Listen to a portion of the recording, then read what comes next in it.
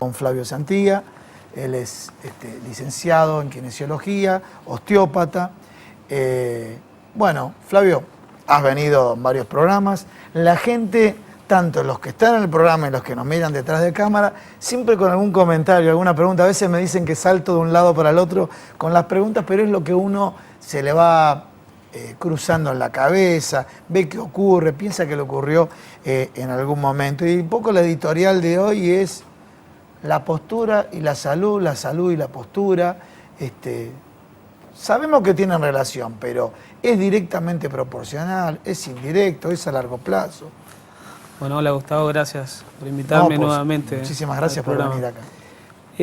Bueno, voy a traer un poco a la memoria una de las teorías del padre de la osteopatía, Andrew Taylor Still, que decía: la estructura gobierna la función. O sea, ¿qué quiere decir eso? Que la estructura como parte de la columna, de la parte de los tejidos, eso es estructura, y función es lo que cada uno o cada estructura realiza. ¿Sí? Es directamente proporcional, ya sea la estructura a la función y la función hacia la estructura. Si yo tengo un trastorno, ya nazco, tengo un nacimiento con algún trastorno óseo, algún trastorno ya de tejido, la función va a estar alterada. Yo no la voy a poder cambiar ni nadie. Bueno, algunos médicos lo podrían llegar a hacer. Pero si yo nazco, crezco naturalmente bien y realizo actividades o genero alteraciones de la postura, esta estructura se va a ver dañada, ¿sí? Es como el árbol que crece torcido.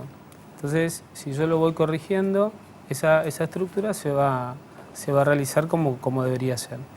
¿Estamos? O sea, ese es el concepto de la estructura gobierna la función y la función gobierna, es recíproca la relación. Bien, ahora vamos propiamente dicho. Bueno, ¿qué me puede ocasionar una mala postura? Bueno, bien lo dijiste vos en la presentación.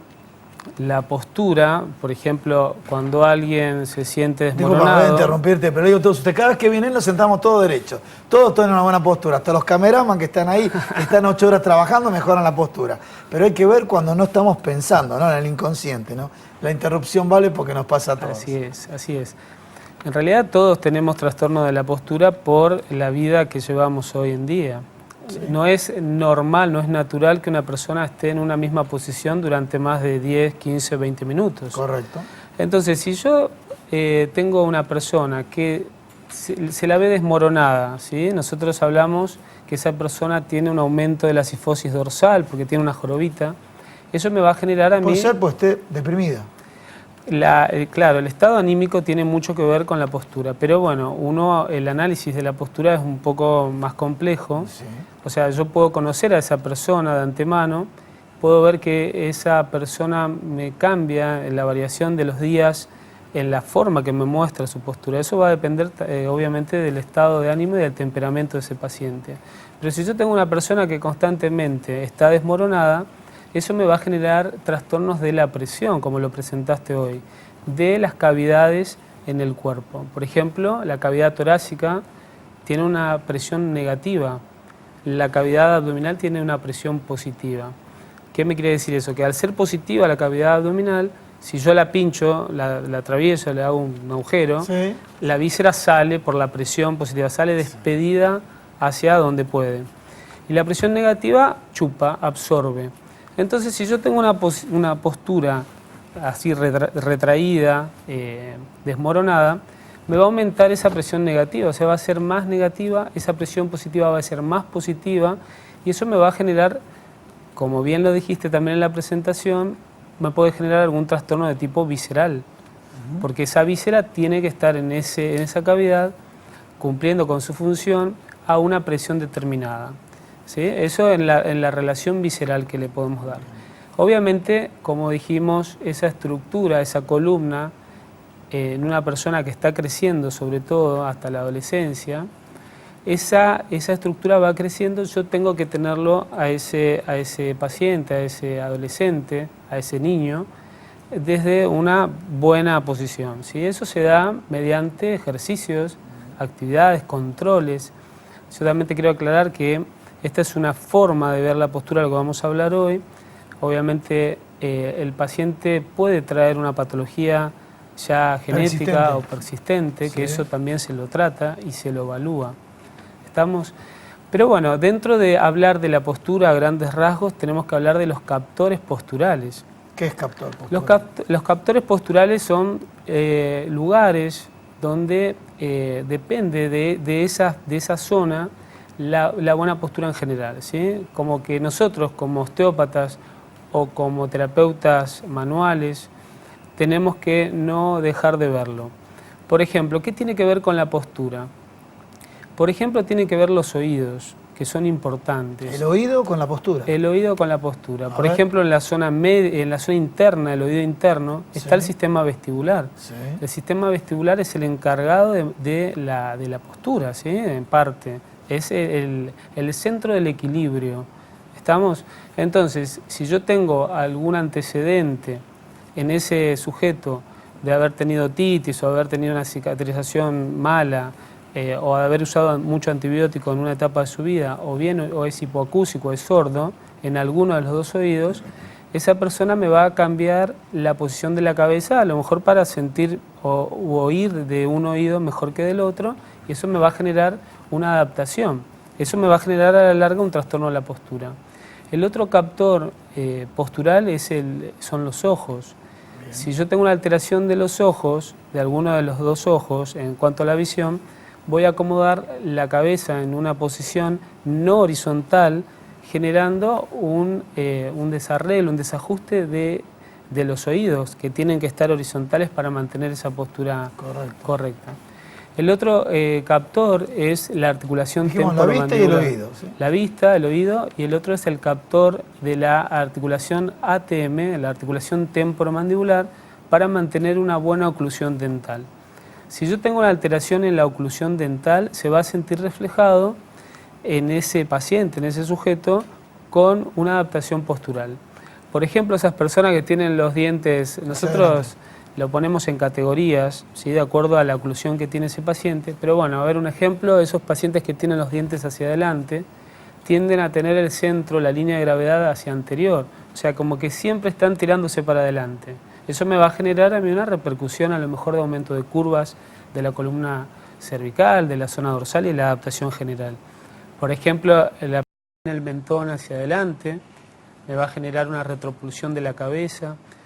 Entonces, tenemos que ver la articulación ATM cómo funciona y si hay alguna maloclusión en la oclusión dental, ¿sí? Por ahí puede haber algún contacto prematuro, alguna falta de pieza dentaria.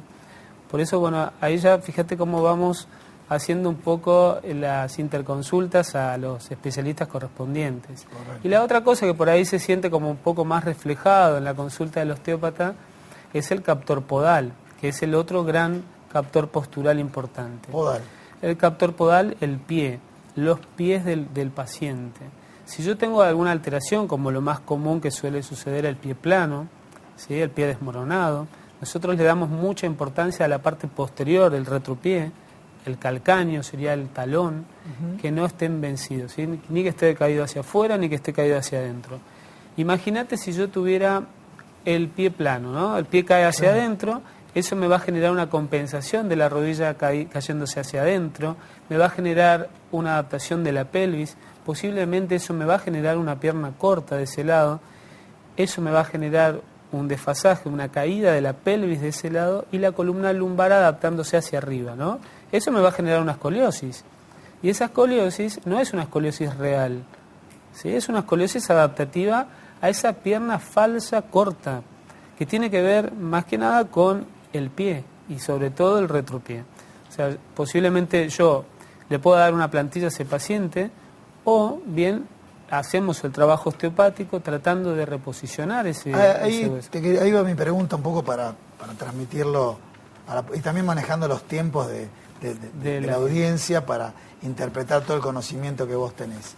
O sea, ¿cómo lo abordan ustedes? Dijimos, bueno, estos son los problemas, pueden afectar el pie, la mandíbula, el oído y la vista. Bien, ¿cómo lo abordan? O sea, bueno, pie, te doy una plantilla, te hago o sea, ¿cómo nos aclarás con lineamientos generales el abordaje que hace el osteópata?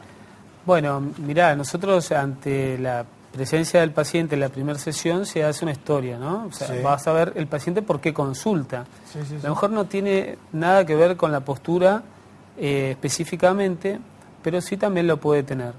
Entonces nosotros vamos a ver ese motivo de consulta de ese paciente. De acuerdo a eso, sea un dolor, una alteración o un trastorno postural propiamente dicho, nosotros le vamos a hacer una evaluación estática de ese paciente. Vamos a ver si hay alguna asimetría de alguna parte del cuerpo, y en cuanto, eso es importante, nosotros estamos haciendo como, escaneamos a ese paciente desde lo estático, es una fotografía. Ese paciente no funciona, nadie funciona como una foto en la vida real. Nosotros somos movimiento. O sea que primero vamos a ver los estudios, el motivo de consulta, una evaluación estática, y después, en la parte más osteopática, que es el análisis mecánico del paciente, es el estudio dinámico de ese paciente. Correcto. Le vamos a pedir al paciente que realice algunos movimientos para ver si hay alguna alteración en la movilidad general. Y obviamente si también esto me desencadena algún síntoma. Por ejemplo... Mientras vas explicando, vamos pidiendo que pongan el zócalo con las vías de comunicación para el licenciado Flavio Santilla. Sí. Bien, por ejemplo, si el paciente... Es muy común que el paciente sufra de dolores lumbares, Sí. o bien de la rodilla, ¿sí? Dolores en la rodilla. Yo, si al paciente lo paro, veo que hay una posición, mala posición de la cintura escapular, de los hombros, de la pelvis, hay un desequilibrio, obviamente no puedo dejar de ver los pies. O sea, yo ya digo, es algo postural, entonces no puedo dejar de ver ese pie. Volvemos al principio de tu comentario, lo estructural, ¿no es cierto? Primero vamos a ver lo estructural, que es hacia donde nosotros encaramos, ¿no? O sea, si hablamos de un factor emocional, seguramente el adecuado en tratarlo a ese paciente va a ser un terapeuta, un psicólogo, un psiquiatra, ¿no? Nosotros, ya que tenemos esa facilidad por nuestro medio, que es la mano, vamos a abordarlo desde la parte mecánica.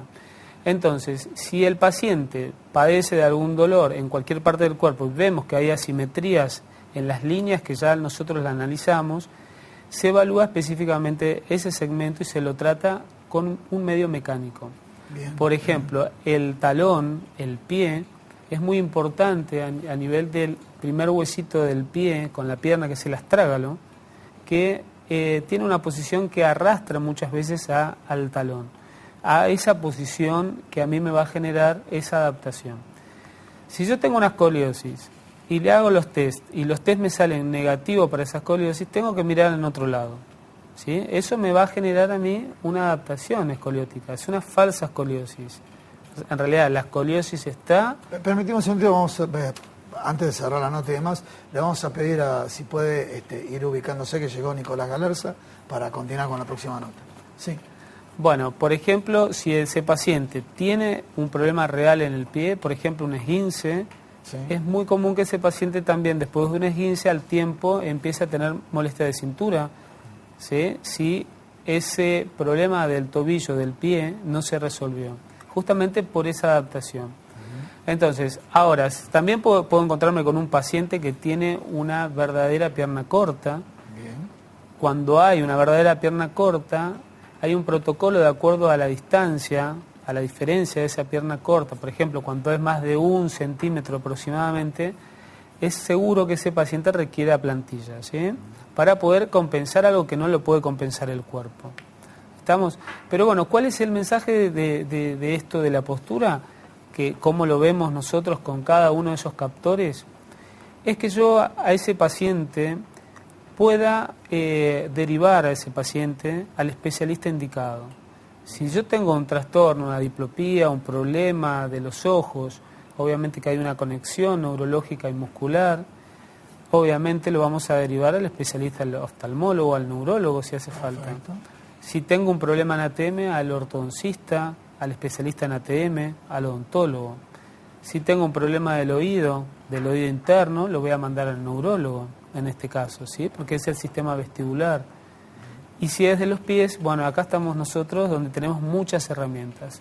Pero bueno, como buen osteópata, el osteópata tiene 3 campos que trabaja muy bien, que es la parte craneal, Bien. la parte visceral y la parte estructural en general. O sea que si también tratamos problemas del oído, pero no con un problema funcional propio que tiene una incumbencia médica, se lo manda al médico. Si no, nosotros podemos tratar. Las vísceras se tratan también con medios manuales, también reduciendo, equilibrando las presiones en las cavidades, y eso a mí me refleja una postura más adecuada. Flavio, realmente muy pero muy claro. Vamos a dejarlo para la próxima, cuando nos juntamos y decimos en la reunión previa a producción, el tema de las posturas y el sueño, que es un tema bastante... Pero lo dejamos para el próximo programa, ¿te parece? Muchas gracias.